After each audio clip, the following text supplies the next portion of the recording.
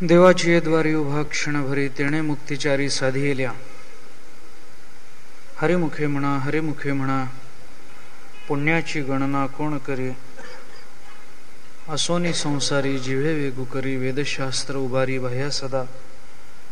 ज्ञानदेव म्हणे व्यासाची खुणा द्वारकेचा राणा पांडवा घरी. हरिमुखे म्हणा पुण्याची गणना कोण करे. वैकुंठवासी सद्गुरू श्री महाराज तीर्थस्वरूप प्रल्हाद सहकार यांच्या पुण्यस्मरणाच्या निमित्तानं आयोजित या प्रवचनमालेच्या 3ऱ्या दिवसाच्या प्रथम सत्राला आपण प्रारंभ करतो आहोत. हरिपाठाच्या चिंतनामध्ये हरिपाठ काय आहे, ज्ञानोबारायांच्या या अभंगांचं वैशिष्ट्य काय आहे, इतर ग्रंथापेक्षा हरिपाठाचं वेगळेपण काय, याचा विचार करून ज्ञानोबाराय अत्यंत सोपा मार्ग देवाच्या द्वारामध्ये उभं राहण्याचा सांगतात. तो देव म्हणजे कोण आहे याचा विचार करून द्वाराचा विचार आपण काल करत होतो. त्या द्वाराचा विचार करत असताना काही वेळेला एकच द्वार सांगितलं जातं, जे ज्ञानाचा कुरुठा तेथच सेवा हा दारवंठा. हे एक द्वार जे भागवताने आणि ज्ञानोबारायांनी दोघांनीही सांगितलेलं आहे. आणि भावार्थ रामायणामध्ये नाथ महाराजांनी सांगितलेल्या 7 द्वारांचा विचार कालपर्यंत आपण करून आलेलो आहोत. द्वार म्हणजे प्राप्ती साधन आहे, द्वार म्हणजे प्रवेश आहे, द्वार म्हणजे अंतिम गंतव्य आहे, द्वार म्हणजे आपल्या जीवनात आत्तापर्यंत केलेल्या सर्व साधनांचं उपलक्षण आहे. द्वार या शब्दाचे असे भिन्न भिन्न अर्थ आपण पाहून आलेलो आहोत. आम्ही द्वारामध्ये उभे आहोत याचा अर्थ आता प्रवेश करणार आहोत. त्या द्वारामध्ये उभं राहण्यासाठीचा जो अधिकार आहे तो अधिकार आतापर्यंत आम्ही प्राप्त करून घेतलेला आहे. प्रश्न असा आहे की आतापर्यंत आम्ही काही प्रयत्न करून जर तो अधिकार प्राप्त करून घेतलेला असेल तर हरिपाठाचं वर्म काय. जर तुम्ही साधना आतापर्यंत केलेली आहे तर तुम्हाला ज्ञानेश्वरी नाही का, तुम्हाला अनुभवामृत नाही का, तुम्हाला चांगदेव 65 नाही का, तुम्हाला ज्ञानोबाराय तुकोबारायांची अभंग नाहीत का. हरिपाठाचं वर्म काय, हरिपाठाचं वैशिष्ट्य काय, याचं उत्तर आपल्याला असं देता येतं की आतापर्यंत कोणता अधिकार कोणती साधनं आम्ही केलीत याचा विचार करत असताना कदाचित आम्ही पारमार्थिक साधना केली नसेल. कदाचित परमार्थामध्ये भगवत कृपा अथवा संत कृपा प्राप्त व्हावी याच्यासाठी आवश्यक असणारं जे जे काही करणं होतं ते आम्ही कदाचित केलं नसेल. तरीही नाही ऐकिले गायले गीत धरिली लाज सांडिले हित नावडे पुराण बैसले संत केली बहुत परनिंदा. एवढं आतापर्यंत करूनही आम्ही देवाच्या द्वारामध्ये उभे कसे. आम्हाला इथं उभं राहण्याचा अधिकार दिला कुणी. परमार्थातल्या प्रत्येक पायरीवरचा अधिकार स्वतंत्र आहे. विवेकासाठी लागणारा अधिकार त्यापेक्षा वैराग्याचा अधिकार मोठा आहे. वैराग्याच्या अधिकारापेक्षा शमदमादी षटक प्राप्त संपत्ती प्राप्त होण्याचा अधिकार मोठा आहे. त्यापेक्षा मुमुक्षत्वाचा अधिकार मोठा आहे. त्यापेक्षा श्रवणाचा अधिकार मोठा, त्यापेक्षा मननाचा मोठा, त्यापेक्षा निधिध्यासनाचा मोठा, त्यापेक्षा तत्वम पदार्थ शोधनाचा मोठा आणि त्याही पेक्षा ज्ञानस्वरूपतेचा मोठा. प्रत्येकाचा अधिकार आहे. भक्ती करायलाही अधिकार लागतो, कर्म करायलाही अधिकार लागतो, अगदी सामान्य कर्म करायचं तरीही अधिकार लागतो. नित्य कर्म करायलाही अधिकार लागतो, नैमित्तिक कर्म करायला अधिकार लागतो, काम्य कर्म करायला अधिकार लागतो. कोणी उठावं काम्य कर्म करावं, संकल्प सोडला की काम्य कर्म सिद्धीला जातं असं नाही. नुसत्या संकल्पावर त्या कर्माची सिद्धी अवलंबून नसते.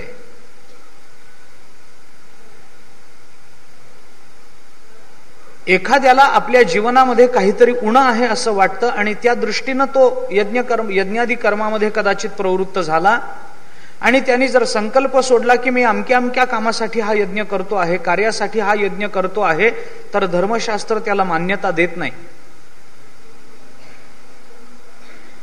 एखाद्याला संतती नसेल तर पुत्रकामेष्टी जो करतो आहे ती पुत्रकामेष्टी धर्मशास्त्राला अनुसरून असेलच असं नाही.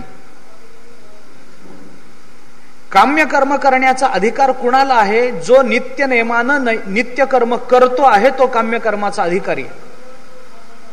ज्याने कधीही आपल्या जीवनामध्ये उपनयन होऊनही संध्या केलेली नाही त्याला काम्य कर्माचा अधिकारच नाही ना. तो यज्ञ पुत्रकामेष्टी करूच शकत नाही. आतापर्यंत जीवनामध्ये कोणतंही नित्य कर्म केलं नाही, नैमित्तिक कर्म केलं नाही आणि अचानक एखाद्या यज्ञाला यजमान मोडून बसलो, धर्मशास्त्राला मान्य नाही. तुमचं पूर्व चरित्र, पूर्व कर्तृत्व, आतापर्यंत केलेली साधना परमार्थाच्या प्रत्येक टप्प्यावर विचारात घेतली जाते. अनुकूल असेल प्रतिकूल असेल हा प्रश्न महत्वाचा नाही. आणि तसा तो विचार होतो म्हणूनच सनकादिकांना दिलेला मोक्षही पुतनेला दिला जातो. तो सनकादिकाचे निमाने सायुज्य सौरसू केला पुतने, जे विषाचे निस्तनपाने मारू आली. देवाचं कौतुक करताना अर्जुनाला हे बोलावं लागतं की देवा मला तुमचं कौतुक वाटतं, तुझे औदार्य जाणो स्वतंत्र, देताना म्हणसी पात्रापात्र, कैवल्यायसे पवित्र, ते वैरी आहे तिथले. कैवल्यासारखा मोक्षासारखी ही अत्यंत पवित्र गोष्ट तुम्ही वैर्यांना देता तुमच्या हाताने मारून. रावणाला मोक्ष मिळाला, कंसाला मोक्ष मिळाला, पुतनेला मोक्ष मिळाला. ही सगळी मंडळी देवाच्या जीवावर टपलेली मंडळी होती. तो मरणार नाही हा भाग गौण आहे, पण त्याला मारण्यासाठी प्रयत्न करणारी, त्याला प्रतिकूल असणारी ही मंडळी होती. तरी देवाने यांना मोक्ष द्यावा. जी पुतना स्तनामध्ये विष घालून त्याला मारायला आली त्या पुतनेला या परमात्म्याने मोक्ष द्यावा, की जो मोक्ष त्याने सनकादिकांना दिलेला आहे, संत महात्म्यांना दिलेला आहे.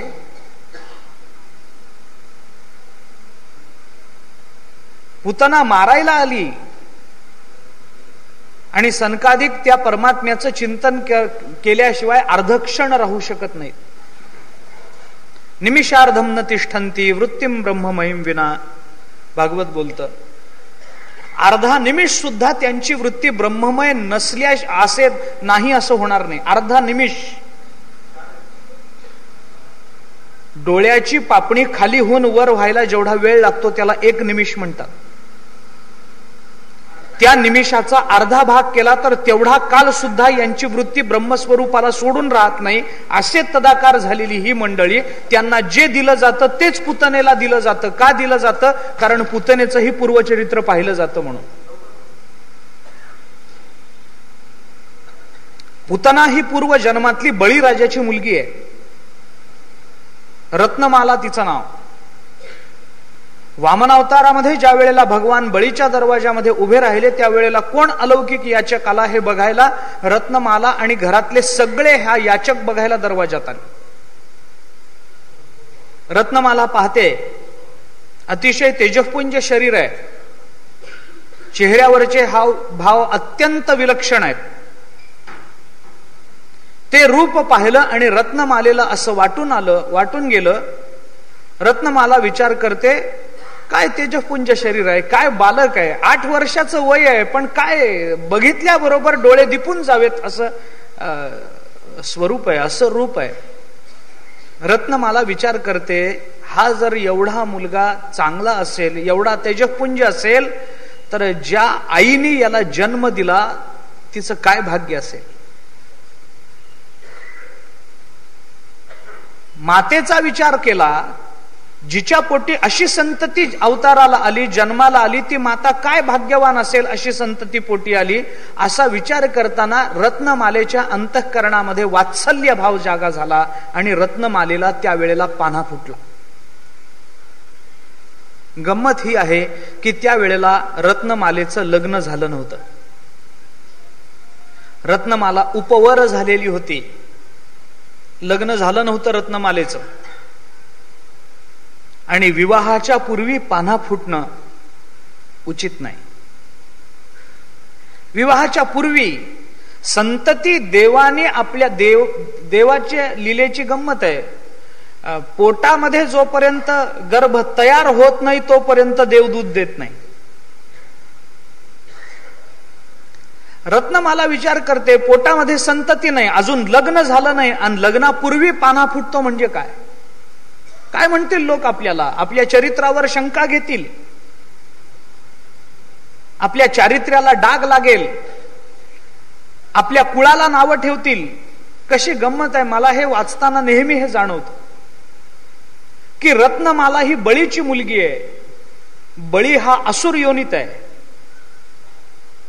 तरीही रत्नमाला हा विचार करते की माझ्या कुळाला डाग लागेल. म्हणजे पूर्वीच्या काळातले असुर सुद्धा कुळाला डाग लागू नये म्हणून जपत होते. सध्याची काय परिस्थिती आहे मला बोलायचं स्वतंत्रतेनं कारण नाही. असुर असून सुद्धा, असुर वर्गामध्ये जन्माला येऊन सुद्धा रत्नमाला विचार करते, मी जर अशा पद्धतीने वागले आणि मला पाना फुटलेला आहे जर बाकीच्यांनी पाहिलं तर लोक माझ्या चारित्र्याला डाग लावतील, माझ्या कुळाला डाग लावतील आणि म्हणतील, अरे काय कुळामध्ये जन्माला आली, व्यभिचार केला, विवाहाच्या पूर्वी हिला पाना फुटतो म्हणजे काय? काय करावं? कुणाला सांगता येईना आणि पाना तर आवरत नाही. त्याला समोर बघितलं की हिला पाना आवरत नाही. सरळ देवाकडे गेली, देवाला सांगितलं, तुमच्यामुळे हे झालंय, काय करायचंय ते बघा. तुम्ही असं रूप घेऊन आल्यामुळेच मला पाना फुटला, जबाबदारी तुमची. विवाहाच्या पूर्वी मला पाना फुटतो म्हणजे काय? आता काय करता बोला. भगवंताने सांगितलं, आता काही करता येत नाही. 8 वर्षाचाच अवतार आहे, पाण्याचा विचारच नाही. काय करू? देवा माझा पाना फुटला, वाया जाईल, जाणार नाही. पुढच्या जन्मी मग तुझा दूध पिल्याशिवाय राहणार नाही. ती पुतना म्हणून आली, भगवंताने तिचं दूध प्राशन केलं.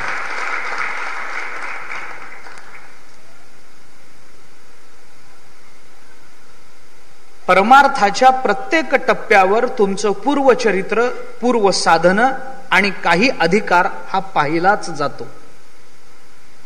परमार्थाच्या प्रत्येक टप्प्यावर त्याची तपासणी होते की आतापर्यंत केलंय काय, आणि त्याच्या पुढचा अधिकार त्याच्या नंतर दिला जातो. कितीतरी उदाहरणं अशी आपल्याला देता येतील.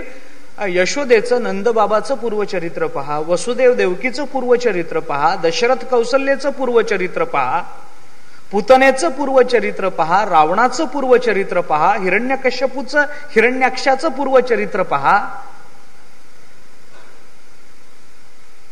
प्रत्येक टप्प्यावर हा अधिकार पाहिला जातो आणि मग त्या टप्प्यावरचा तो अधिकार सिद्ध झाला की त्याच्या पुढच्या अधिकाराचं ते द्वार असतं. मला सांगायचा आहे तो मुद्दा हा आहे.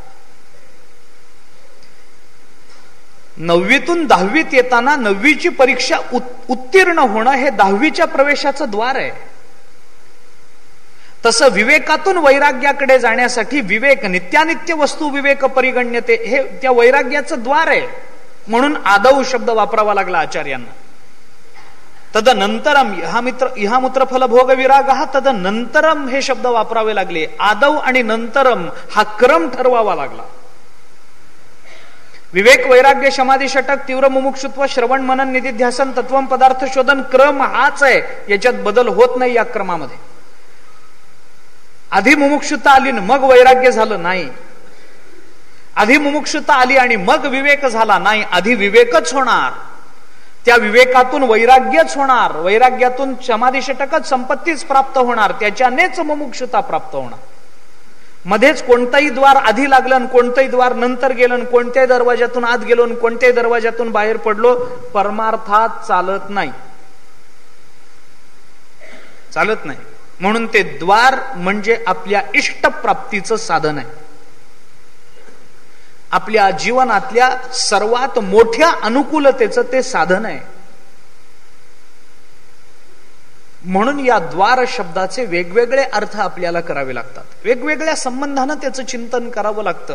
आतापर्यंत केलेल्या सर्व साधनांचं उपलक्षण म्हणून त्या द्वाराकडे पहा. देवाच्या दरवाजामध्ये आम्ही उभे आहोत याचा अर्थ देवळाच्या दरवाजामध्ये उभे आहोत नाहीये असा अर्थ. देवाच्या द्वारामध्ये आम्ही उभे आहोत. देवाचं द्वार महत्वाचं आहे.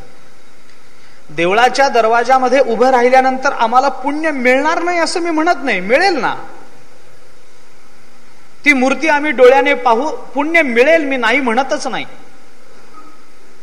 पण ते पुण्य तेणे मुक्तिचारी साधी येल्या याचं साधन होत नाही, याचं साधन होत नाही. जीवनामध्ये निर्माण झालेलं पुण्य डोळ्यासमोर काय हेतू ठेवून ते सत्कर्म केलंय याच्यावर अवलंबून असतं. कोणता हेतू डोळ्यासमोर ठेवून मनुष्य सत्कर्मामध्ये प्रवृत्त होतो आहे याच्यावर त्याच्या पुण्याची बेरीज वजाबाकी ठरते. पुण्याचं महत्व ठरतं, श्रेष्ठता कनिष्ठता ठरत असते. का पुण्य करता तुम्ही? काही नाही, लोकांनी मला पापी म्हणू नये आणि लोकांमध्ये माझी पुण्यवान म्हणून प्रसिद्धी व्हावी म्हणून. ते पुण्य तुम्हाला प्रसिद्धीच देईल, ते पुण्य तुम्हाला संपत्ती देणार नाही, प्रसिद्धी देईल. का पुण्य करता? काही नाही, पुण्य केलं की अंतःकरण शुद्ध होतं, त्याच्याने आपल्याला लोक चांगलं म्हणतात, लोक आपल्या लोकवासना आपली पूर्ण होते. ते पुण्य तुमची लोकवासनाच पूर्ण करेल, पुढं काही देणार नाही.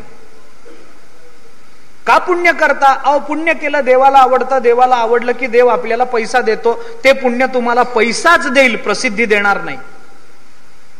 अनेक संपत्तीवान प्रसिद्ध नाहीत आणि अनेक प्रसिद्ध असणारे हे संपत्तीवान नाहीत. जगतामध्ये असं चालतंच. रहाटी माझी न घडे काही काही, ज्ञानोबराय बोलतात. जगतामध्ये काही घडू शकतं. मोठे श्रीमंत आहेत पण त्यांची प्रसिद्धी नाही. काही लोकांची खूप प्रसिद्धी आहे पण त्यांच्याजवळ पैसा नाही. काही लोक प्रसिद्धही आहेत आणि संपत्तीवानही आहेत. ते पुण्य जो जो हेतू डोळ्यासमोर ठेवून ते सत्कर्म केलं जातं, ते सत्कर्म तेवढंच फल देतं, त्याच्यापेक्षा जास्त फल ते देणार नाही. कारण आपला हेतू जर मर्यादित असेल तर ते फलही तेवढंच मर्यादित ठरतं. कर्मविपाकाचे नियम आपल्याला मोडता येणार नाहीत. वैकुंठवासी प्रातस्मरणीय गुरुवर्य मामासाहेब दांडेकरांनी आपल्या ज्ञानेश्वरीच्या प्रस्तावनेमध्ये याचं चिंतन केलंय. पहा, वाचा ती प्रस्तावना. काही नियम असे असतात की ते माणसाला करता येतात पण मोडता येत नाही. काही नियम माणसाला मोडता येतात पण करता येत नाहीत. काही नियम करताही येत नाहीत आणि मोडताही येत नाहीत, आणि काही नियम करताही येतात आणि आनंदानं मोडताही येतात. मामांनी चिंतन केलंय ज्ञानेश्वरीच्या प्रस्तावनेमध्ये. लौकिक नियम ज्याला आपण कायदा म्हणतो, आपणच बनवतो ना आपणच मोडतो. करताही येतात, मोडताही येतात. मोडायचे नसले तर स्वतंत्र मतदान घेऊन आवश्यक आपल्या मनासारखे बदल करता येतात. मोडायचा नाही ना तुम्हाला, कायदा मोडला असा डाग लावून घ्यायचा नाही ना, मग आपण जे करतो त्याला मोडलं असं म्हणू नये म्हणून त्याच्यात बदल करतायत. मोडलं म्हणजे ते मोडणंच असतं, पण मोडणं म्हणायचं नसतं, एवढंच. नाव बदलतं फक्त, बाकी अर्थ तोच आहे. सासूबाई जावयाला भोळं म्हणते, तिला म्हणायचं असतं मूर्खच, पण मूर्ख म्हणवत नाही म्हणून भोळं म्हणते, एवढंच. आमचे जावई फार भोळे म्हणजे मूर्ख असाच अर्थ असतो. नाव बदललं म्हणजे संकल्पना बदलत नाही. संज्ञा बदलली म्हणजे संकल्पनेच्या अर्थामध्ये बदल नाही पडत, बदल नाही होत. संकल्पना तीच असते. तुम्ही त्याला नाव काय देता हा गौण प्रश्न आहे. कोणी त्याला आत्मस्वरूप म्हणेल, कोणी एकविंशती दुःख ध्वंस म्हणेल, कोणी वरवर जाणं म्हणेल, कोणी स्वर्गप्राप्ती म्हणेल, कोणी आत्मा म्हणेल, कोणी मोक्ष म्हणेल. संकल्पना, संज्ञा बदलली, संकल्पना नाही बदलली. संज्ञा ही नावाशी संबंधित असते, संकल्पना ही स्वरूपाशी संबंधित असते.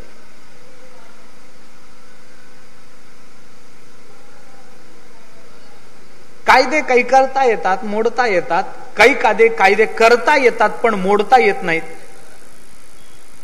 मोडता येत नाहीत. काही कायदे असतात, बनवलेले असतात, माणसाला ते मोडता येतात एखाद्या वेळेला. भौतिक शास्त्राचे नियम आहेत, त्याचे कायदे काही आपल्याला करता येत नाहीत, पण ते मोडता येतात. अन्य काही योजना त्याच्यासाठी करता येते, बदलता येतात ते.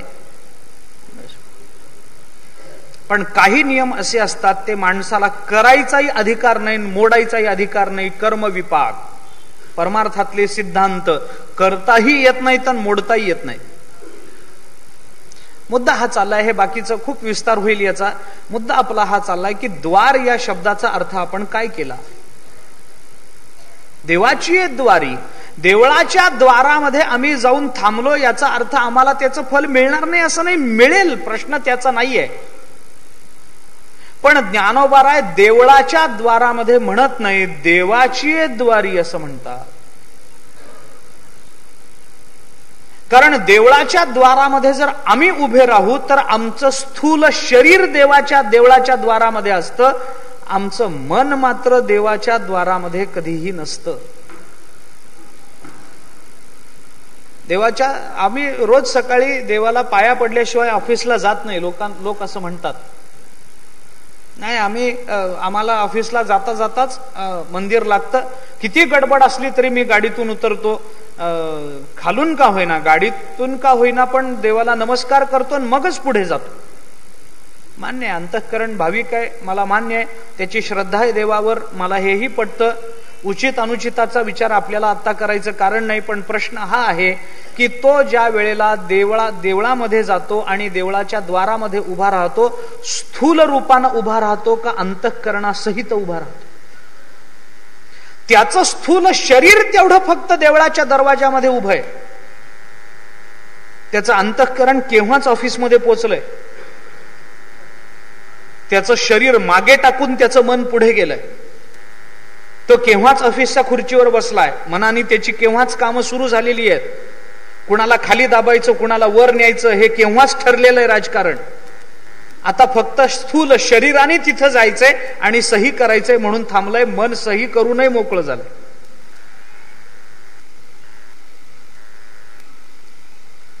देवळाच्या दरवाजामध्ये उभं राहणारं स्थूल शरीर आहे की जी स्थूलता मोक्षाला कारण ठरत नाही,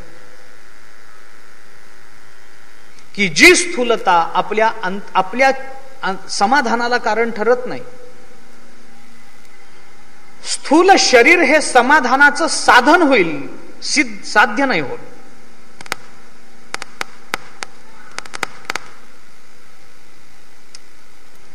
ते बंद करा,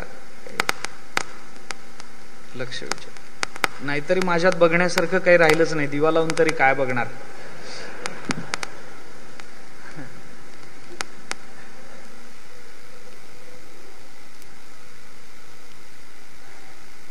देवाच्या द्वारामध्ये देवाची द्वारी उभा क्षणभरी, हे मी याच्यासाठी सांगतो, स्थूल शरीराचा विचार याच्यासाठी सांगतो कारण दुसरा एक अत्यंत महत्वाचा सिद्धांत मला सांगायचा आहे. तो म्हणजे कोणतीही पारमार्थिक साधना करत असताना ती भावपूर्वक झाली पाहिजे, हा संतांचा आग्रह आहे. मग तुम्ही साधना कोणती करता याला संतांनी फार गौण लेखलंय. तुम्ही ज्ञान मार्गाने चालला आहात का, तुम्ही कर्म मार्गाने चालला आहात का, तुम्ही भक्ती मार्गाने चालला, ज्या मार्गाने जायचंय त्या मार्गाने जा, पण जिया पावसी अव्यंग निजधाम माझे हे चुकणार. त्याच्याने मिळणार आहे ते एकच आहे. तुम्ही ज्ञानानं जा देवच मिळेल, भक्तीनं जा देवच मिळेल, कर्मानं जा देवच मिळेल. कोणती बहिरंग साधनं, कोणती अंतरंग साधनं, काल आपण त्याचा विचार करून आलेलो. प्रश्न तो नाहीये. भावपूर्वक ती साधना झाली पाहिजे. कर्मातही भावप्रधानता लागते, भक्ती तर भावप्रधानच आहे. कर्मातही भाव लागतो, ज्ञानातही भाव लागतो. ज्ञानात भावाला किंमत नाही असं समजू नका. भाव जागा झाल्याशिवाय ज्ञानाची आसक्ती निर्माण होतच नाही. तुम्ही ज्ञानातला भाव काय बाजूला काढता. योगामध्ये भाव लागत नाही